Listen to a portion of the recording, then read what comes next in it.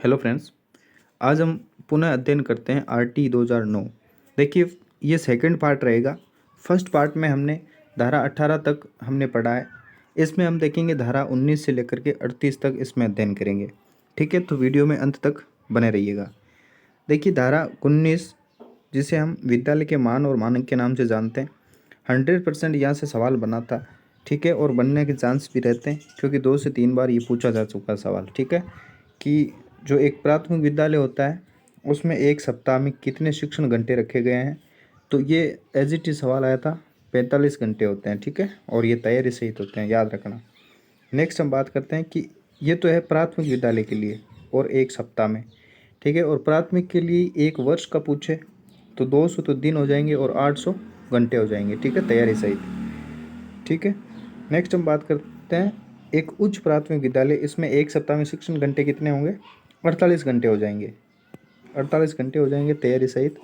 और एक वर्ष का पूछे तो इसमें 220 और दिन हो जाएंगे और शिक्षण घंटे 1000 हो जाते हैं। तो ये फैक्चुअल डाटा है, आपको याद रखना है। चलिए नेक्स्ट हम बात करते हैं धारा 20। इसके अंदर क्या है? डिटेल कुछ नहीं है। अनुसूची में परिवर्तन जो करने का अधिकार है वो केंद्र को होगा। सिंपल से याद रखना है। नेक्स्ट इम्पोर्टेंट है एसएमसी धारा 21 विद्यालय प्रबंधन समिति। देखिए, इसमें क्या क्या है, इसमें से सवाल इस बार पूछने के चांसेस अधिक है। ठीक है, देखिए, धारा 21 के तहत प्रत्येक विद्यालय का संचालन करने हेतु एक विद्यालय प्रबंधन समिति का गठन किया जाएगा। ठीक है, बिना इसके ये संचालन जो है संभव नहीं होता है। देखिए, इसमें क्या होता है एसएमसी में 1 से 8वीं तक के लिए तो होती है एसएमसी। ठीक है, और हायर एजुकेशन जो होती है, उच्च शिक्षा जो होती है, उसके लिए होता है एसटीएमसी। ठीक है, ये 1999 में दिया था। और ये एसएमसी है जो 2009 में भारत में लागू हुआ और राजस्थान में इसको 10 मई 2011 को लागू किया गया था। ठीक है, एसएमसी में सदस्यों की संख्या कितनी होती है? 16 होती है। फैक्चुअल क्वेश्चन है, याद रखने हैं आपको।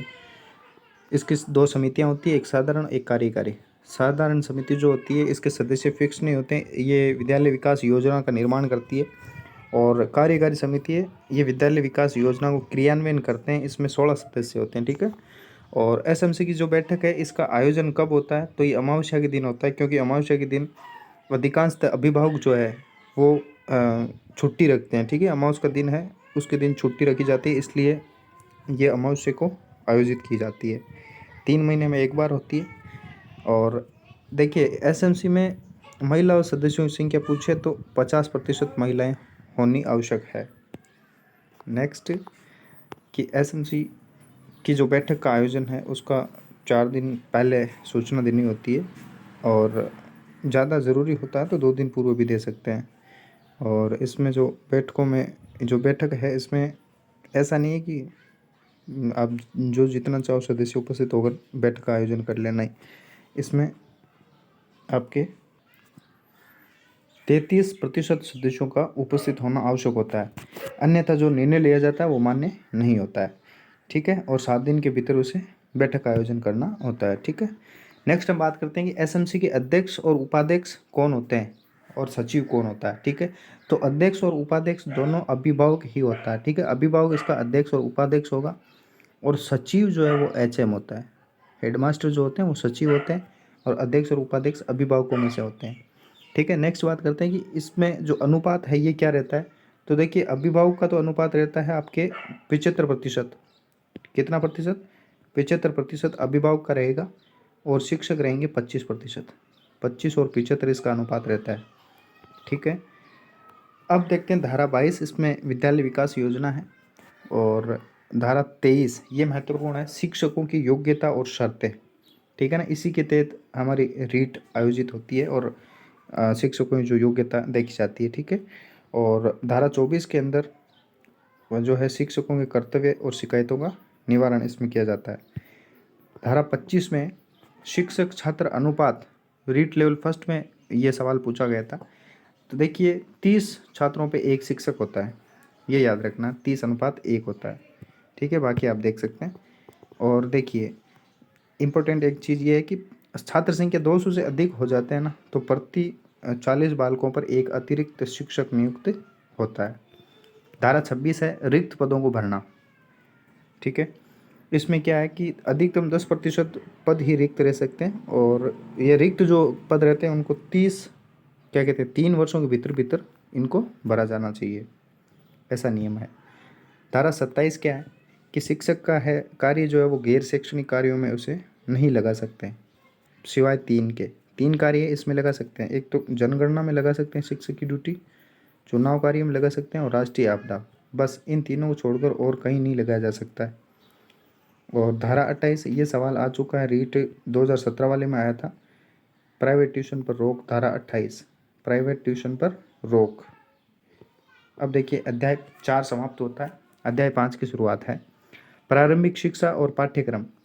इसमें देखिए धारा 29 जिसे कह सकते हैं प्रारंभिक शिक्षा पाठ्यक्रम निर्माण और सतत समग्र व्यापक मूल्यांकन, इसमें पूछा जाता है। देखिए सतत समग्र मापन मूल्यांकन ये भी एक सवाल बन सकता है कि ये कौन सी धारा से संबंध रखता है, तो धारा 29 होगा। अब देखिए इसमें क्या होता है कि पाठ्यक्रम का निर्माण से संबंधित चीज़ें हैं जो धारा 29 में रखी जाती है, ठीक है। और पाठ्यक्रम का निर्माण अभी कौन करता है, SIERT करता है, ठीक है, राजस्थान राज्य शैक्षिक अनुसंधान एवं प्रशिक्षण परिषद उदयपुर, ठीक है। इसका नाम RSCERT भी कह सकते हैं। इसके जो अध्यक्ष जो थे वो RC महरोत्रा है, और ये इसके जो उदयपुर, इसकी जो स्थापना कब हुई थी, ये 11 नवंबर 1978 को इसकी स्थापना हो रखी है। ये आप तथ्य याद रखना। नेक्स्ट है धारा 30 प्रमाण पत्र और जो बोर्ड के जो होते हैं वो ऐच्छिक परीक्षाओं का आयोजन, ऐच्छिक बोर्ड की, यानी बोर्ड आप ले भी सकते हो नहीं भी ले सकते हो, तो ऐसा उल्लेख धारा 30 में मिलता है। प्रमाण पत्र 10वीं 8वीं के ये प्रमाण पत्र होते हैं, ये भी धारा 30 में इसका उल्लेख मिलता है। ये देखिए अध्याय 6 में देखिएगा कि शिक्षा के अधिकार का संरक्षण यहाँ पे किया जाएगा। धारा 31 में क्या है कि बालक के शिक्षा के जो अधिकार हैं इनकी मॉनिटरिंग करेंगे। धारा 32 में बालकों की शिकायतें जो है उनका निवारण किया जाएगा। और धारा 33 में राष्ट्रीय सलाहकार परिषद का गठन होता है, और 34 के अंदर क्या होता है, राज्य सलाहकार परिषद का गठन किया जाता है। इसी के साथ अध्याय 6 समाप्त होते हैं, और 7वां अध्याय और अंतिम अध्याय शुरू होता है जिसका नाम है प्रकीर्णन या विस्तार। इसमें देखिए धारा 35 है, इसमें शैक्षणिक योजना का निर्माण केंद्र के द्वारा किया जाएगा। और दंड से पूर्व देखिए धारा 36 है, 36 का आंकड़ा जब होता है ना, तो दंड से पूर्व आप उसको दंड नहीं दे सकते हो सक्षम अधिकारी की अनुमति के बिना बच्चे को, ठीक है। और इसके धारा 37 में देखिएगा दंड के विरुद्ध आप न्यायालय में कोई परिवाद भी नहीं कर सकते हैं। धारा 38 क्या है कि इसमें जो केंद्र की जो योजना होती है ना उनको राज्यों के अंदर क्रियान्वयन करना, ये धारा 38 का कार्य होता है। अब देखिए राजस्थान में भी RT अलग है, ये लागू हो रखी है। तो इसमें देखिए राजस्थान की जो है इसमें धारा 35 है, 35 तथा 38 के तहत राजस्थान में कब लागू हुआ था, 29 मार्च 2011 को राजस्थान में निःशुल्क एवं अनिवार्य शिक्षा अधिकार लागू किया गया, जिसमें 10 अध्याय हैं। कितने अध्याय हैं राजस्थान वाले में, आपके 10 अध्याय है और 29 धारा है, ठीक है। तो इस प्रकार से हमने ये RT 2009 इसके 7 अध्याय और 38 धाराओं का अध्ययन किया, ठीक है। अब देखिए मैं आपको बता देता हूँ कि 2021 में कौन से जो सवाल है वो आए थे। तो इसका देखो, ये देखिए कि शिक्षा के अधिकार अधिनियम 2009 में शिक्षक के लिए प्रति सप्ताह न्यूनतम कार्य घंटों की संख्या, ठीक है, सीधा सीधा सवाल आता है, ये 45 घंटे है। और ये तैयारी सहित है, क्या है, तैयारी सहित ये मानते हैं, ठीक है। तो और दूसरा सवाल जो देखिएगा जो 2021 वाले रीट में ही पूछा गया था, इसमें देखिए कि बालकों के मुफ्त और अनिवार्य शिक्षा अधिकार अधिनियम 2009 में निम्न में से किस पर ध्यान नहीं दिया गया। तो इसमें क्या है कि ये रहा, देखिए 14 वर्ष के पश्चात के जो बालक है ना, इसकी शिक्षा के ऊपर कोई है ना व्यवस्था पर इस पर ध्यान नहीं दिया गया था, ठीक है। तो ये था। और नेक्स्ट एक और सवाल था, ये रहा, देखिए भारतीय संविधान में कौन से संशोधन द्वारा शिक्षा का अधिकार सम्मिलित किया जाता है। तो इसमें 86वां संविधान संशोधन था, जो कब हुआ था, 2002 में हुआ था, जिसका हमने अध्ययन कर लिया है। तो इस प्रकार से हमने RT 2009 को संपूर्णता के साथ पढ़ा है। फ्रेंड्स आप बिल्कुल विश्वास कीजिएगा, इससे बाहर कुछ नहीं जाने वाला है।